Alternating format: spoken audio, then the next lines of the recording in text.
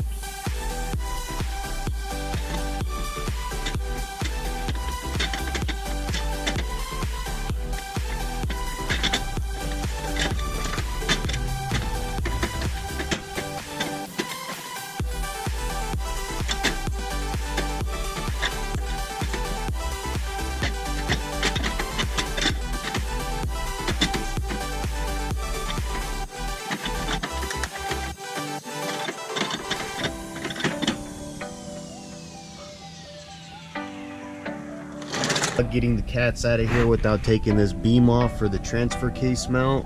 And then you have to take this skid plate. Looks like a 18 or 19. I could cut these off, but then I'm just gonna have problems installing the new ones. So let's go ahead and take it off real quick.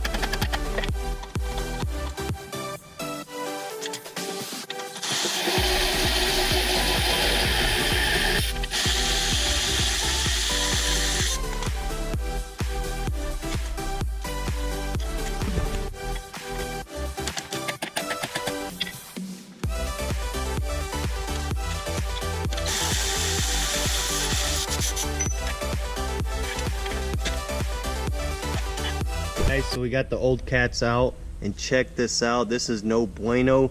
This is what came out of him. This one right here is completely hollow, and later on we're gonna cut these open just to see what they look like on the inside, but for now they're completely shot.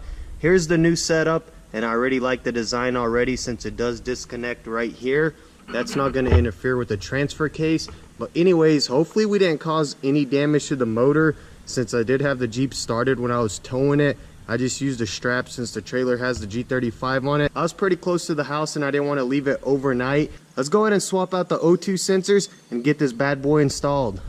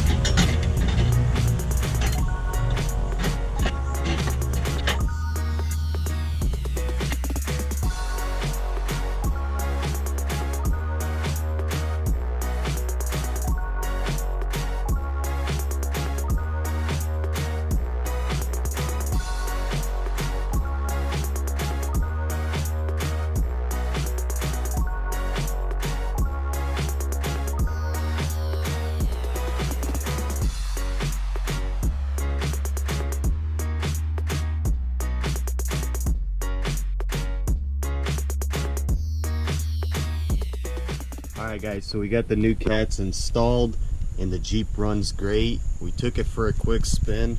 There's no check engine light or anything like that. And to be honest with you, it does pull a whole lot better.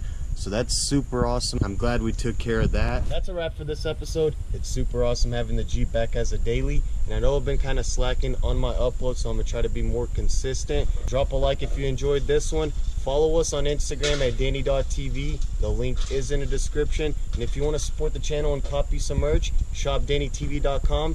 Thanks for watching. I'm out.